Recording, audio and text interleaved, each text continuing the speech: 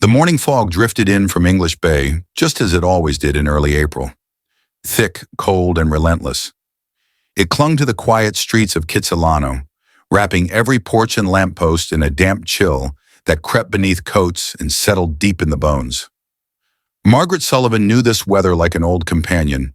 After more than 3 decades in Vancouver, she could dress for it without a second thought. A cotton turtleneck layered under the same weathered windbreaker that had served her through 15 winters. At 52, Margaret moved through her mornings with the rhythm of habit. Coffee at 6:15, toast with marmalade, the Vancouver sun spread across her small kitchen table. Her reading glasses balanced on her nose as she studied the headlines, methodically, the way only a lifelong librarian could. 6 months had passed since she'd retired from the Vancouver Public Library. A farewell marked by hugs, tears, and a gold-plated pen she kept in her desk drawer.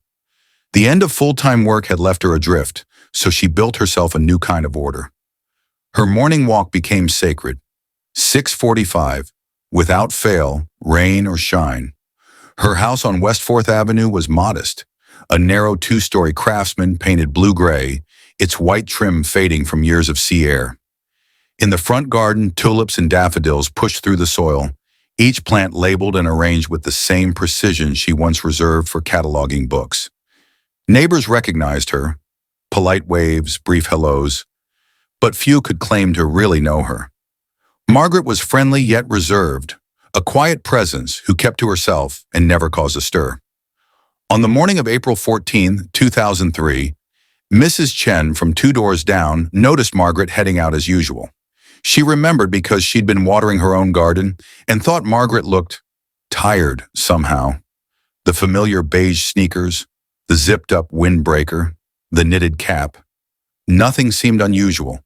And yet that simple moment would become the last confirmed sighting of Margaret Sullivan. She turned the corner onto Arbutus Street and disappeared into the fog. Mrs. Chen went back to her watering. The city carried on. Buses rolled, cafes opened, people hurried to work, no one realizing that somewhere in those mist-covered streets, Margaret had quietly vanished. By 7:30, she should have been home for her second cup of coffee. By 8:15, perhaps working on her crossword. By 9 o'clock, she should have left some trace of her morning routine.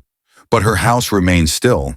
The coffee pot sat half full and cold, the newspaper untouched, exactly as she'd left it. For a woman who had never missed an appointment in her life, the silence was uncharacteristic. Margaret Sullivan had simply disappeared into the April fog. That Tuesday evening, the book club met at the Vancouver Public Library, as it had every week for 8 years. 7 women, all around the same age, gathered to discuss the month's novel in a small conference room on the second floor. Margaret had been part of the group since its earliest days, back when she still worked the reference desk downstairs. She was always the first to arrive, her paperback filled with sticky notes marking thoughtful passages. When 6:45 passed without her, Eleanor Fitzgerald, a longtime colleague and friend, began to worry. She had known Margaret for nearly 20 years, had seen her grow from a nervous young librarian into a steady, confident professional. Margaret was never late, not once. At 7 o'clock, Eleanor excused herself and tried calling. 8 rings. Then the answering machine, Margaret's precise voice asking the caller to leave a message. Eleanor left too. After the meeting ended, unease pushed her to drive across town to Kitsilano. She had a spare key. Margaret had given it to her years earlier, just in case. The house was dark when she arrived, no lights through the windows. Eleanor knocked, waited, knocked again, louder. Nothing. The key turned easily. The door creaked open to stillness. "Margaret!" she called, her voice too loud in the quiet. The living room was immaculate, books neatly lined on the shelves, each one alphabetized, exactly how Margaret would have left it. A reading lamp glowed softly beside the armchair, its bulb still warm, as if it had been switched off not long ago. Nothing in the living room seemed out of place. No overturned furniture, no broken glass, just stillness. But the kitchen told a different story. It took Eleanor a few seconds to register what she was seeing. The coffee pot sat on the counter, half full of dark liquid, long since gone cold. A single mug waited beside it, clean and unused. The morning paper was open on the table, folded neatly to the local news section. A plate, with only a few crumbs of toast left behind. It all spoke of interruption. A morning pause mid-sentence. Someone who had fully intended to come back. Eleanor's sense of unease deepened as she moved through the house methodically, one room at a time. Upstairs, the bed was unmade, unusual for Margaret, who was known for starting each day with order and precision. In the bathroom, everything was neatly arranged. Toothbrush, comb, lotion, all untouched. The closet hung as it always did, with no obvious gaps, though Eleanor wasn't even sure what she expected to find.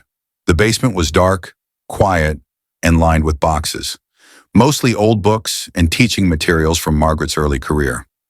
No signs of forced entry, no signs of struggle, only absence, heavy, unnatural, like the air itself had forgotten how to breathe.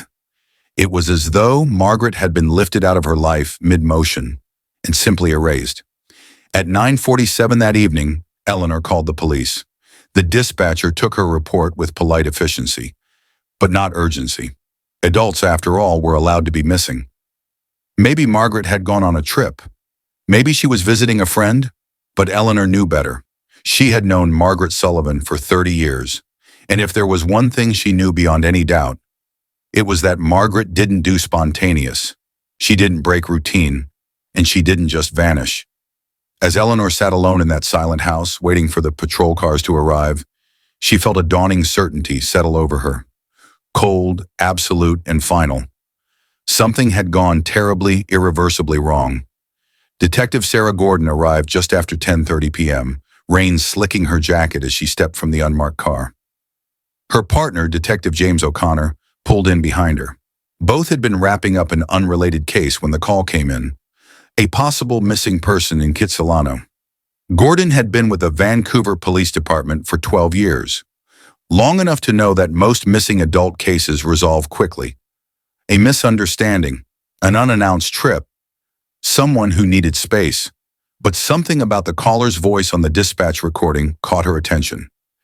Eleanor Fitzgerald, calm, articulate, yet trembling beneath the surface. The kind of controlled panic that made Gordon drive a little faster through the wet streets. Eleanor met them at the door, pale and exhausted, but composed enough to recount every detail.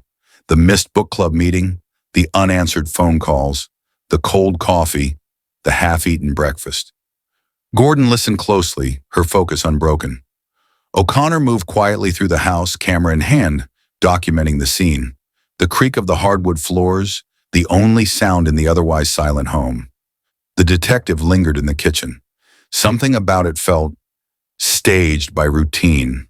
The coffee pot, cold but not empty. The mug placed beside it, waiting. The newspaper folded open as if paused mid-read. Everything suggested that Margaret had planned to return at any moment, and never did. When Gordon opened the refrigerator, she found a carton of milk inside, unopened, fresh, dated that same week. It was such a small thing, but to her it said everything. Margaret Sullivan hadn't planned on going anywhere.